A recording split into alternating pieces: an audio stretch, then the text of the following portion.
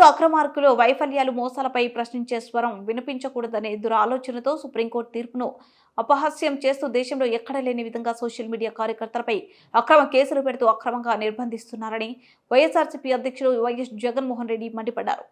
ప్రధాని నరేంద్ర మోదీని విమర్శిస్తూ రాజకీయంగా ఆయనను వ్యతిరేకించే వారు సోషల్ మీడియాలో పోస్టులు పెడుతున్నా ఎవరిని అరెస్ట్ చేయడం లేదన్నారు. దేశంలో మరెక్కడా లేని విధంగా రాష్ట్రంలో 680 మందిపై సోషల్ మీడియా కార్యకర్తలకు నోటీసులు ఇచ్చారు. 147 మందిపై కేసులు పెట్టి 49 మందిని అరెస్ట్ చేశారు. చంద్రబాబు మోసాలను సోషల్ మీడియా వేదికగా నేను పోస్ట్ చేస్తాను. వైఎస్ఆర్సీపీ శ్రేణులంతా ఇదే పోస్టు పెట్టాలని పిలుపునిచ్చారు. ఎంతమందిపై కేసులు పెడతారో చూద్దాం. ఆ కేసులేవో నాతోనే మొదలు పెట్టండి. చంద్రబాబు నేను ఒకటి అడుగుతున్నా,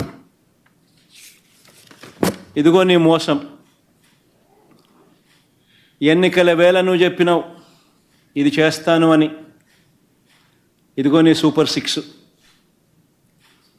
దీనికి కావాల్సిన బడ్జెట్ ఇది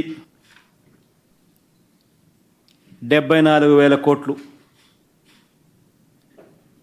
నువ్వు చేసినది మోసం కాదా? నువ్వు చెప్పినది అబద్ధం కాదా? నీ మీద 420 కేసు పెట్టకూడదా? ఆర్గనైజ్డ్ క్రైమ్ ఇది కాదా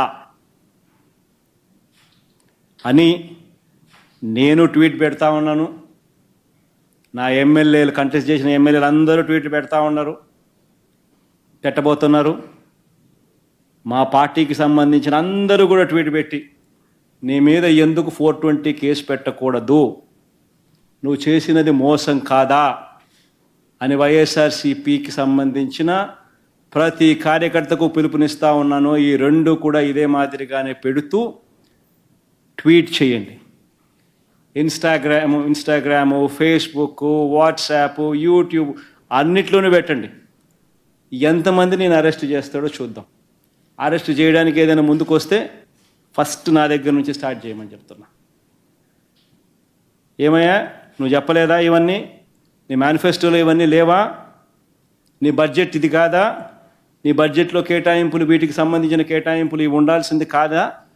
మరి ఎందుకు కేటాయింపులు చేయలేదు?